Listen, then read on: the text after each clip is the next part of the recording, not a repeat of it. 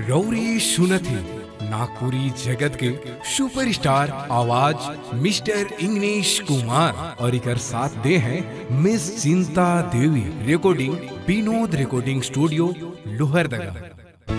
नदिया करिया के दोहर पार में खड़ा है गुया इंतजार में। हर कैसे मिले जब हर कैसे मिले जब फंस गेलो गुया तोरे प्यार में।